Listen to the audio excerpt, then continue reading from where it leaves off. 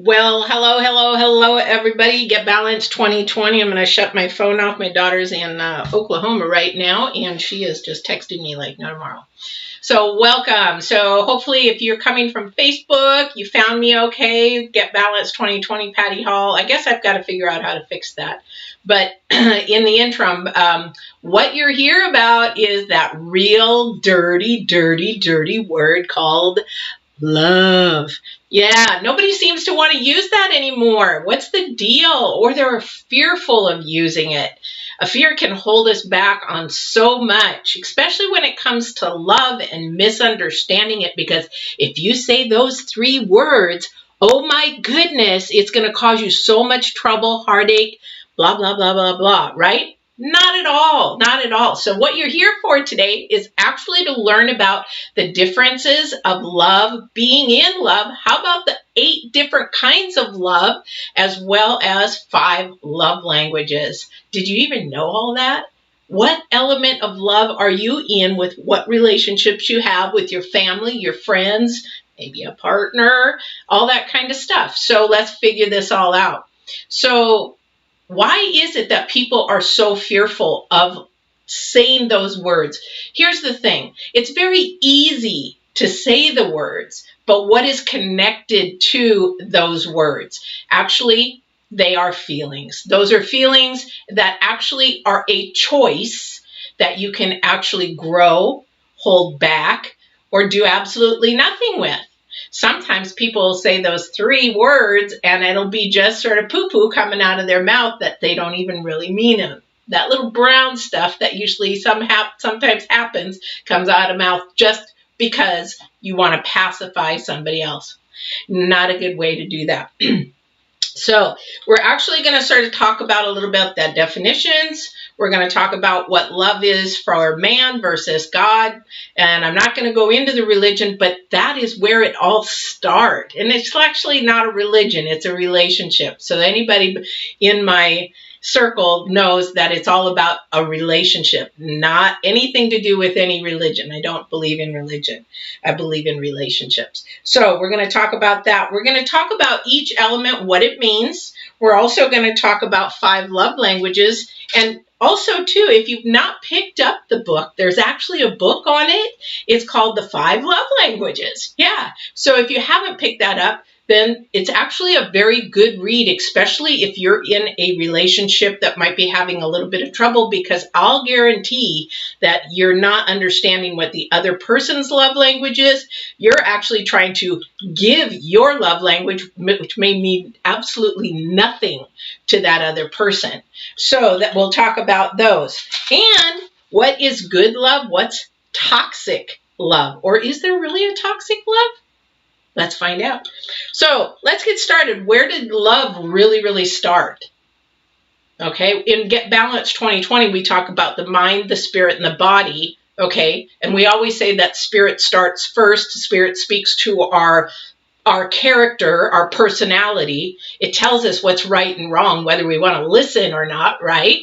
So then our mind is actually our soul, our head, our character, our personality, this part, and then it tells our body how to act, speak, or not react. So if you're going to say I love you, or I don't say I love you, then actually that is how it works. So love started literally in the spirit, and love is God or spirit or whatever. Now, what a concept, right? Because some faiths believe that God is I am. Some people believe that God is universe, God is energy, God is light.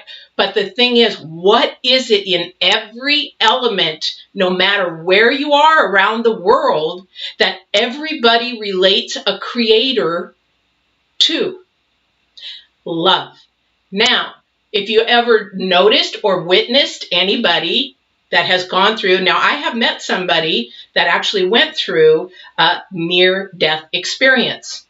And if you look at a lot of them, some of them, they're not very pretty, but if you look on YouTube and go through some near-death experiences or a TED Talk about doctors that deal with death, you can actually hear almost every single person talk about there's this enormous, unconditional love. It just is. So why is that so important? Because that's what we're created to do. We're created as human beings, as animals, as almost anything on this earth that actually has a brain, is to love. And what is it that we want in return? Love. Why is it such a big deal? Why is it so hard to get then? Because the misunderstanding or the complications of it is that people speak what they don't actually feel and mean, and that's where it gets complicated. But if you talk to somebody with near-death experience, they will then begin not to fear death anymore because they have felt such an enormous love that they can't even comprehend. Okay, so that's what we're keying for. That's what it's unconditional, but it's one thing that people just hunger for. That even in this day and age, we're going through COVID, we're going through riots, we're going through hate, we're going through racism, but underneath all of that ugliness is the hunger, the cry, the yelling, the screaming inside. I just want to be loved. I just want to be understood. I just want to love and be loved. Deep down, that is the source. Spirit is our source. Did you know, just for a little bit of a fact, that this is actually what, next September, August 16th. Do you know what was happening in 1969 on this weekend? This very weekend, the Woodstock was going on. Do you know how many people for love were there?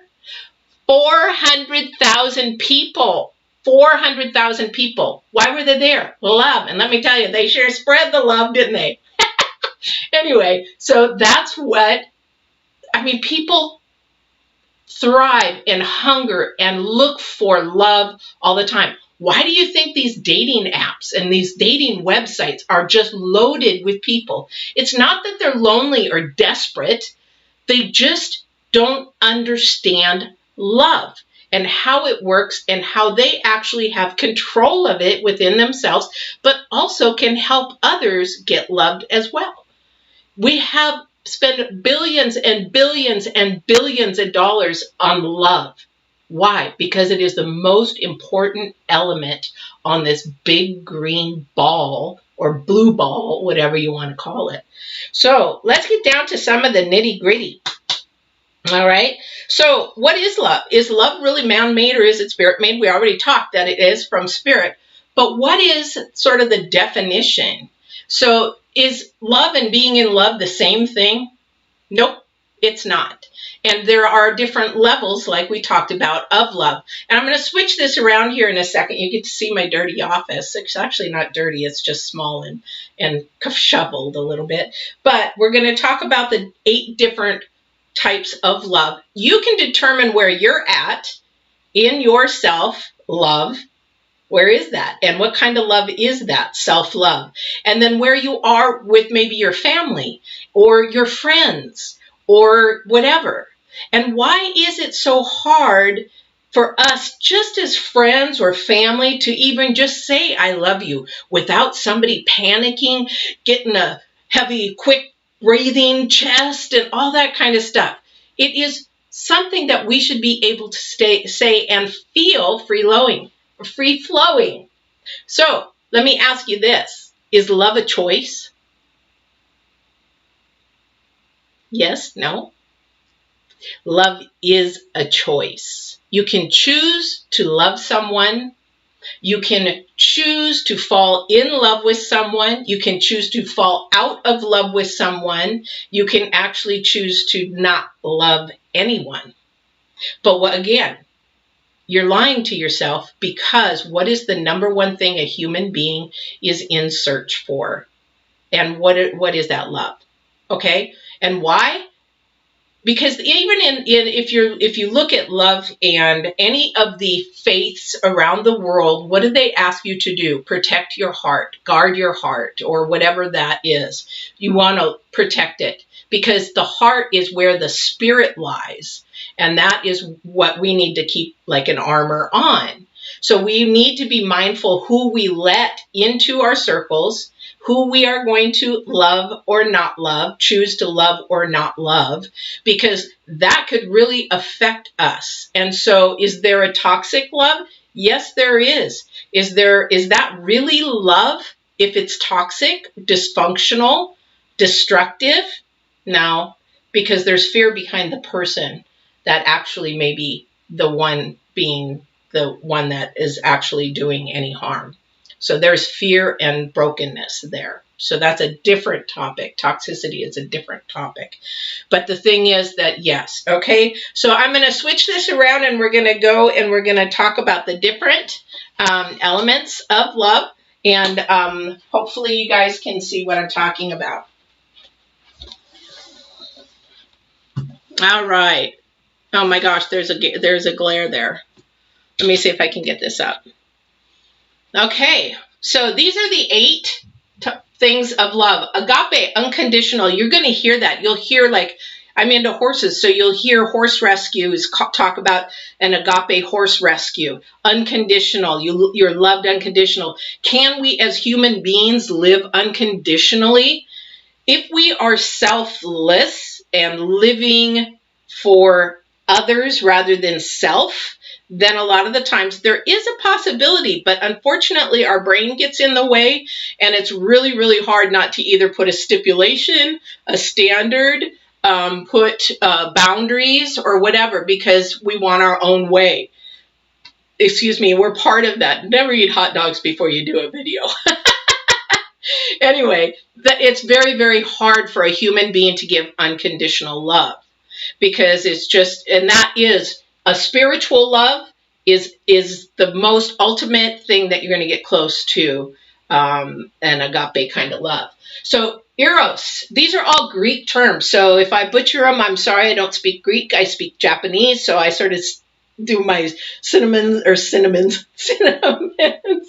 like Japanese. So EROS, you'll find that in writing, romantic love, fictions, romantic kind of love, eros, pathos, and all those kind of things.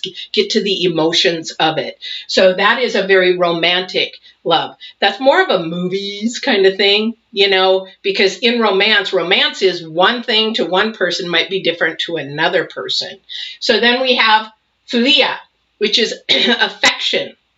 Now, affection doesn't have to mean physical. Affection could be just there supporting, helping, understanding, but it could be, you know, something that you're like caring about for that person. Maybe you're helping them with their health, helping them get out of the hospital, helping them kind of thing.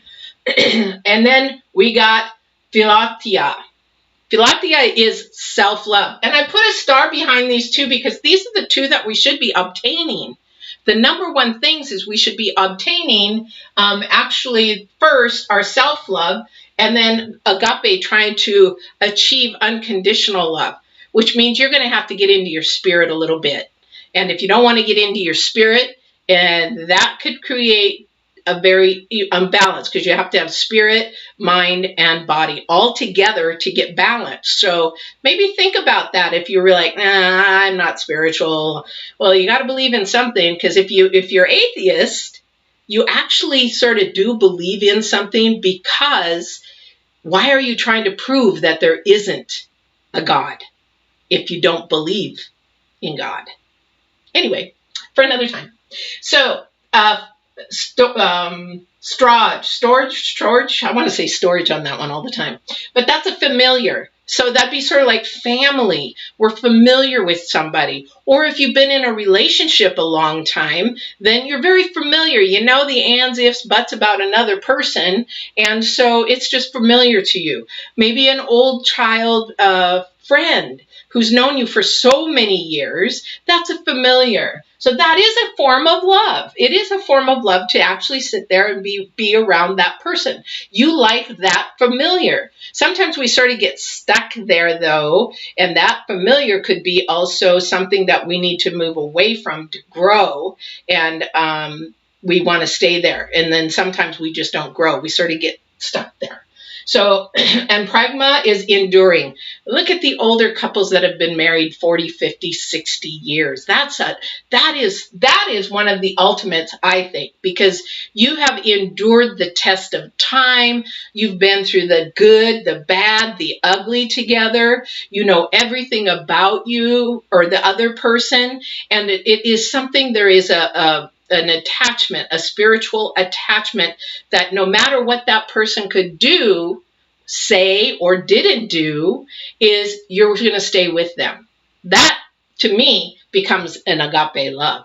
Because if you've stood the test of times with somebody for that long, how could it not be agape love? So I really think that the pragma and the agape love should actually go together. But next one is ludus. Ludus is playful, sort of that, kind of fun. You just want to go have fun. Maybe you want to dress up and do stuff, or maybe you want to, go do things together. Could be some intimacy, fun things as well.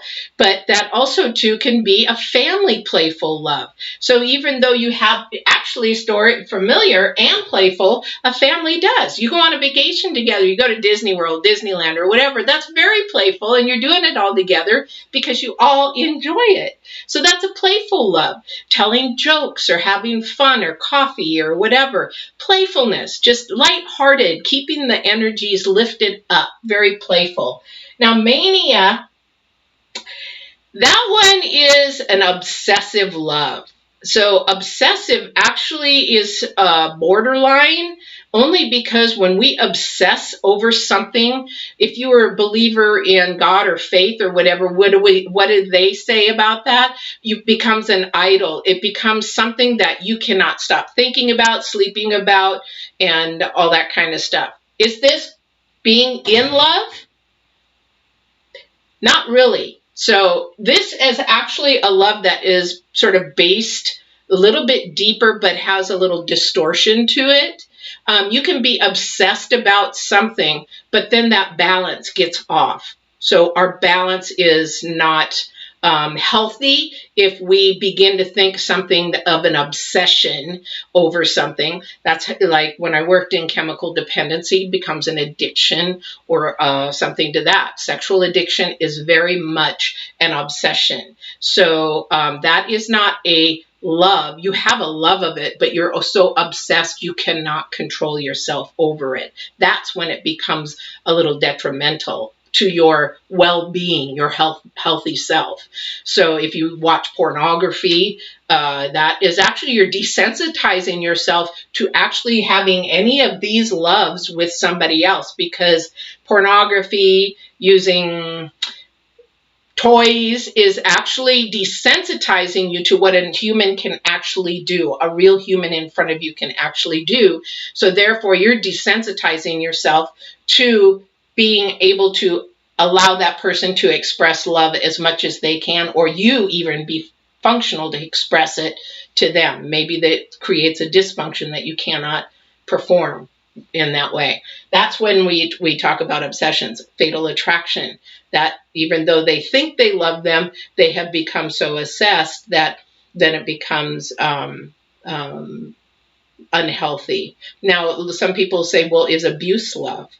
It's not. Abuse is actually a power issue. So that is something broken inside, that some trauma or something happened to that person that actually created them to need that power over somebody. So if you know people in an abusive relationship, well, he loves me even though, he says he's sorry. No. Or she loves me. No, it could be a guy or a girl doing abuse. That is not love. That's a power. That's a power trip. And that actually can be very detrimental and deadly. So we're not going to talk about that today. So those are the 8 elements. So where are you at with yourself? Are you even self-loving? Do you even love yourself? Or do you hate yourself?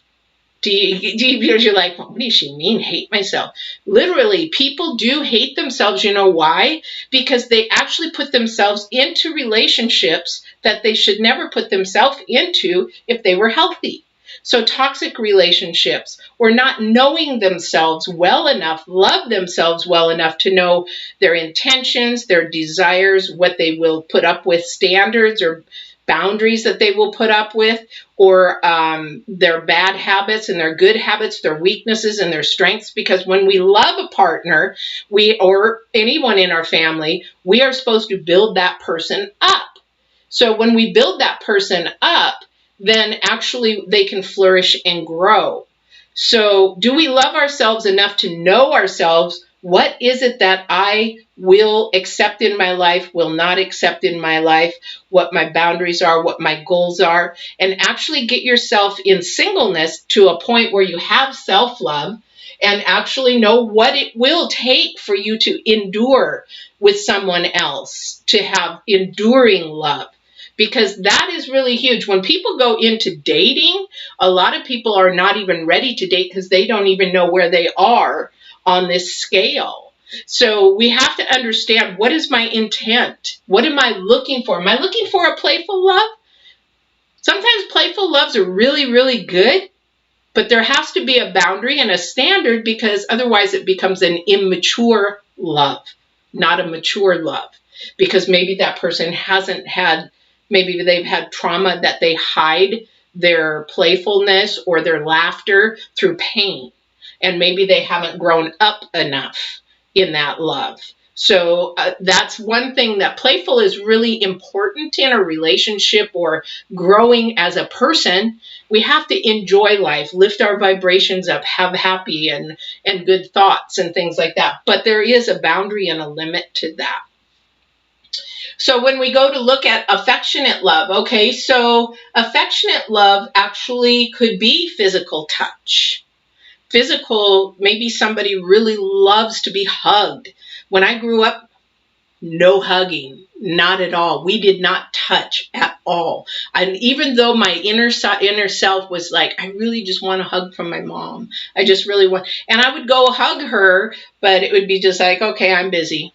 You know, because that may be a generational thing that actually never happened in her family as well. So she didn't know about it. She didn't even maybe she was crying for hugs back then.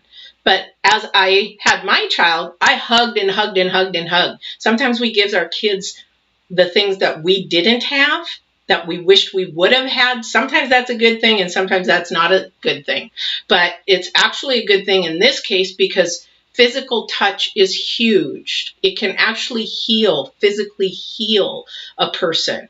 So when I joined a church in Newburgh, or in Beaverton, this is a church I was not comfortable with because they all hug. Everybody hugs. I'm like, okay, what is this? And then before I knew it, I really like this. So I go up and start hugging. So I became a big hugger. So my daughter's like, anybody who comes over, my mom's a big hugger. So anyway, because it's important, that human touch. Babies in the hospital, physical touch. They don't have that physical touch, that also the affirmation, the speaking, you know, they can actually deteriorate rather than grow if they're a preemie or something like that. So affection, romance, you know, some people are that way. So you can sort of figure out where you are in this scale and what you're actually looking for and what you want and desire. So let's go over to the love languages. Now, I don't know if you can see this or not. Oops, I'll go this way. So if there is a book called 5 Love Languages, I've read it several times. I've given it out to a lot of people. And when my husband left, I actually thought, what happened? I never ever got an answer to why he left. I thought I was totally in love with him and things were good and first year of marriage and blah, blah, blah. But lo and behold, after he left, he wanted to come back. Is that a good thing? That's another video. No. Anyway, so what happened was I went and read the 5 love languages. Because as we divorce or we leave partners or partners leave us, we ask, what did I do? I thought I loved them as much as I thought I was doing the right thing. So what was it about me? And so the thing is, that's the wrong way to think about it's basically what happened or what was wrong with the other person that maybe they weren't ready. Sorry, it's very warm wherever you guys are at. I'll tell you right now, Texas is 111. My daughter just said they're leaving Texas right now. It was 101 in Oregon, even with the air conditioner on. I'm sweating. That's okay. I can always lose the extra weight. Anyway, so let's get back to this. So the thing is that love languages have a lot to do with each side.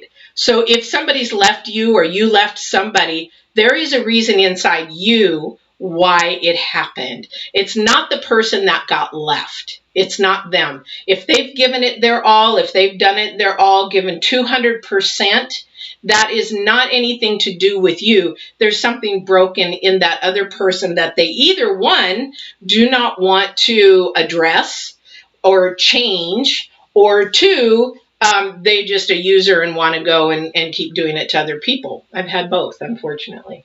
All right. So the first love language is affirmation. So some people might like, I don't know what affirmation means, because affirmation is about just words. It's about what you say. The thing is with affirmation, that is a love language, but unfortunately, there's so much lying out there that you got to really know and be careful of what and who you're actually getting affirmation from.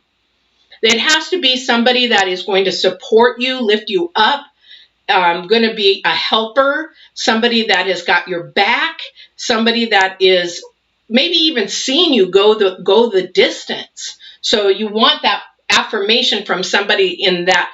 Maybe if you don't have anybody like that, then getting somebody of a mentor, a coach, or somebody that can help lift you up until you figure out how to love yourself in that way. You have to learn to say those things to yourself. I love myself. I'm smart. I'm strong. I'm beautiful. You have to learn to say those affirmations to yourself first. So affirmations are sort of a little tricky, but some people just need to hear, I love you. You look beautiful. Oh, today it was so good to hear you today, or whatever.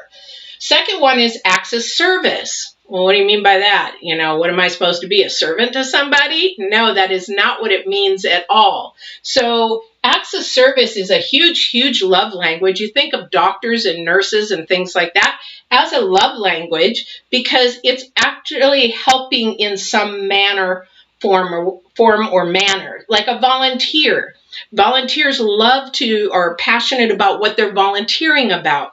That's a service love. You'll hear that in also like in different type of faiths, you know, you need to serve. But the thing is about spirit, if you want to go that deep, is spirit is about others. We are not here for ourselves. We're here for others. We're here to help and grow others. Why do you think, you know, the Spirit put man and woman together? Because we're helpers. We're not to sit there and destroy and push down and belittle and to do all that kind of stuff. We're here as helpers. And that's what we do. No matter who we are, whatever our gifts and talents are, or whatever our calling is, we are here to be helpers. We are here to grow somebody, lift somebody up, even with a kind word. That's all it takes sometimes. So that's the acts of service. And again, examples of acts of service in a relationship. Maybe you are wanting to maybe help clean somebody's house. Maybe you're doing the dishes just because, you know, the other person's really tired, works 10-hour days, and that's their love language is an act of service. Okay, so receiving gifts. This is a huge one. Materialism to me is nothing, but to my daughter, it's huge. If I were to buy her something, she thinks that is me showing her that I love her. So it could be even a little thing as an ice cream cone or something of that. But some people's gifts are huge. Me, I like flowers. That's about it. Give me flowers and I'm a happy camper. Quality time, that is a huge one. We in this busy world, and now that we're in COVID, a lot of people in quarantine, you got lots of quality time, right? Well, we find out actually how much we can love in different ways. and what each other's love language is. This is actually a good topic and a good thing to sit down. But quality time is huge. It's not the quantity of time, remember, it's the quality. You can sit with somebody quietly, watch a movie, and just the energies between you are just happy and joyful. That's all. You don't have to say anything. This could be family as well. Now that families are able to sit together and love each other and know each other better, sometimes that's a good thing. Sometimes that we need to retrain and refocus. But the thing is, the quality time is really important. And of course, physical touch, embracing, holding, in intimacy. That's a huge, huge thing. I won't go into that because that can create soul ties, which you don't want to create soul ties. You want to create a soul mate or a mate for your soul. But that's another topic for another time. So question is, which one is your love language? And do you have more than one? Now, if you're with a family or you live with a family or you live with a partner, do you know what theirs is? And how many of theirs do they have? The reason why I bring this up is after we got divorced, my husband wanted to come back. And I told him, I said, I read this book and it's really, really good. And he had heard about it as well, but he didn't pay any attention to it. And we had a very in-length conversation about the book and the different love languages. And I said to him, if I would have known all this before you left, we would have never got divorced because I was giving you my love language, which meant nothing to him. And vice versa. He didn't really know my love language. And then actually, there's another long story to that. But my point is, if you know each other's, you can actually communicate 10 times better.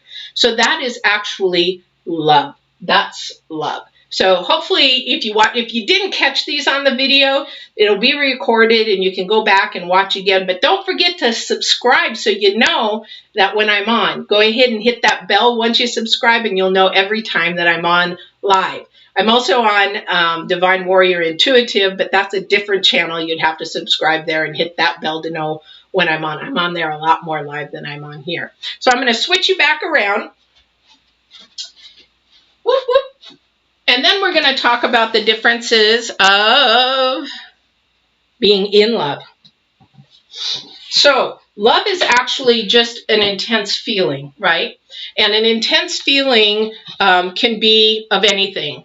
I love coffee. I love horses. I love, football. I love whatever that is. It's just an intense feeling. So when we're talking about being in love, that is actually an intense feeling at a next level. So a lot of the times when you say, hey, I really love you, or you get off the phone, love you, a lot of people are like, hey, okay, and that sort of blows out the ear. But if you say, I love you, then it also brings it to another level, right? But if you tell somebody, I'm in love with you, that is an inexplicit passion or desire. So when we're in love with somebody, so this is really great for those of you that are dating to know, actually, if you're infatuated, you love the person, or you're in love with the person. So infatuation is a whole different thing. That's lust. That is just, something fresh that you haven't thought about. You haven't put a lot of processing into it, that you're infatuated because something is actually making you excited. You can be infatuated with roller coasters. Those are instant, momentaneous. You don't have to think about it. You're just in it for the moment and then out. Infatuation does not last. Again, we look at enduring love, the PRAGMA love, that is lasting. And when we go into dating, people just panic at the word. I've done this before, and it's just like, okay, I guess I can't do that. But it's like, this is what God intended us to do, to love each other, to grow each other, to help each other. And the thing is, it is very fearful for a lot of people. A lot of it is due to damage or trauma, or maybe they weren't loved, or maybe there was abuse, or something that it causes them to put that block up to guard their heart even more. Sometimes when we fall in love or love, we say put a wall up, right? So what I tell people in coaching, I said, don't put that wall up. If you're going to put a wall up to protect yourself, that's okay, but make sure there's a gate or a door in the center. And they're like, what the heck? No, you need a gate or door in the center that you can open and close to let whoever you want in. That is your choice, your determination. Then leave the wall up for the rest. But if you just put a wall up, that gives you no wiggle room to get in whatsoever. Does that make sense? So make sure if you're going to keep your wall up, put a gate or a door in the center. All right? So, and then you allow whoever you want in. And that person, if you choose to love them or go and be in love with them, they have standards and boundaries. You should have standards and boundaries of at what point you're going to allow them in. Trust is huge. Time takes. Some people can be trusted right away. Some actually have to build trust. And it's you that actually can either give trust or tell somebody they have to earn it. A lot of the times giving trust is a good thing. It's just hard when you've been in love or love maybe 1 or 2 times, and then that being burnt enough will cause you to actually put that wall up. Keep that gate there. So when you're looking at in love, though, we're looking at a deep, deep passion or desire.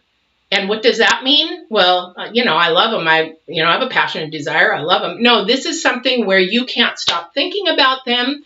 You just want to be with them. You want to be around them all the time. They make you feel good. They make you feel lifted up. They make you feel like you're growing and they want the best for you. Okay? So that is what being in love is what's supposed to look like. Now, I don't know where you're at in the process of love or in love, or maybe just loving your family, your friends. Maybe you're learning to date and you want to know how to go about all of this, right? So what are you looking for? So there is also, thank you, because there's also another thing. So when you are loving somebody or you love somebody, it's all about what they make you feel like. I love them because they make me feel happy. I love them because they have the same interests as I do. I love them because we get along. We can talk about all the same topics. All right? That's love. Now, being in love is actually stepping beyond that. Being in love is actually loving the person other than yourself. Means you want to do everything for that person. That's in love. It's selfless. Whereas more love is selfish. Does that make sense? Now, in this case, it's not a bad thing because we have to love ourselves first, right? We have to find that. So do opposites work? Do opposites attract? And does that really, really work? Yes, it does. You know why? Because when we love somebody, we're trying to grow each other. And if I have a weakness and that person has a strength, what a great fit. If that person has a strength or has a weakness and I have that strength, what a perfect fit. So it's like people say, well, I don't know, we're so opposites. Will it work out? That's the divine in you. But the thing is that, yes, it can work out. All right. So let me see if I've hit all the topics here. I have. So the other thing too is at the end of the day, love should not be a bad word to use. We talk about all the dysfunctions in the world. I mean, with everything, and maybe this is why the divine wanted me to come on and talk about this today. I don't know. He says jump, I jump. But the thing is that we need to know that every single being, every animal on this earth, and if you want to know if animals really have feelings, go look at a rescue commercial or the ASPSA or whatever the Humane Society commercials, and tell me that you cannot see pain or fear or all those kind of things in an animal, they actually have, if they have those feelings, they have love as well. Everything just needs love, wants to be loved. And to say that, now the other thing is, to finalize everything, is you can tell somebody over and over and over you love them, or you're in love with them. And here's where the problem in relationships happen, is somebody's so easy to say it, but they don't act it. So when you are in a relationship or looking for a relationship, you need to watch the actions of their love, or any, if there is any at all. Because the other thing, again, it could be infatuation, or it could be manipulation as well. Then that's where it gets confusing. And that's where all the problems come in, because men have games, women have games. And when it comes to dating, it's all about not fishing, but testing each other to see how much, rather than just being completely honest. If people were more completely honest when they come to dating, which doesn't happen in your younger years, but as you get older, you get sick and tired of the game, so you actually be truthful. Just tell me the truth. I got big girl panties on. Tell me the truth. I got big boy pants on. You know, that kind of thing. So it becomes to the point where you actually then get tired of the games. Just tell me. I'll move on. It doesn't matter. You know, because we know at this age, love is a choice. And to be in love with somebody is a choice. Also, too, it's how you connect chemistry, your energies, and everything like that. It has a lot to do with it. But manipulation is so powerful and so strong that people use those 3 letters, I love you, and then everything gets skewed because he said he loved me. Okay, so as a coach, I would sit there and ask, okay, what is he doing? That's not love. Oh, okay, well, that's not love either. Okay, where is he lifting you up? Where is he helping you? Where is he supporting you? Where are you supporting him? Where are you lifting him up?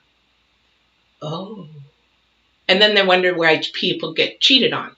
Cheating is so prevalent in relationships. When people come to me, will he come back? Will he come back? Why would you want him back if he left?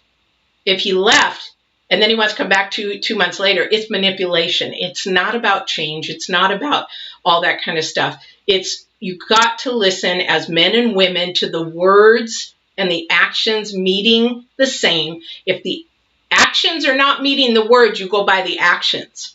So with love, being in love, and that will save you a lot of headaches and a lot of heartache and a lot of tears, and hiring me as a coach. All right.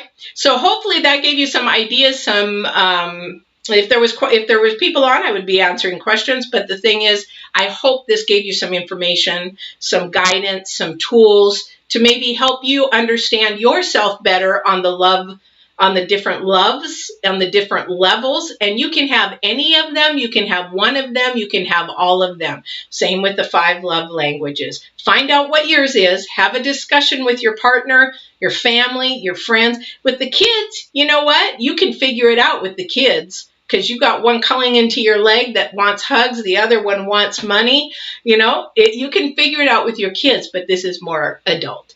All right, you guys, I hope you had a good lesson. I hope you're staying cool, staying healthy. Learn to say love a lot more than all these other words, hate, racism, and all that kind of stuff, because just know that the person you're looking at and talking to just wants to be loved as much as you do. All right, take care. Bye-bye.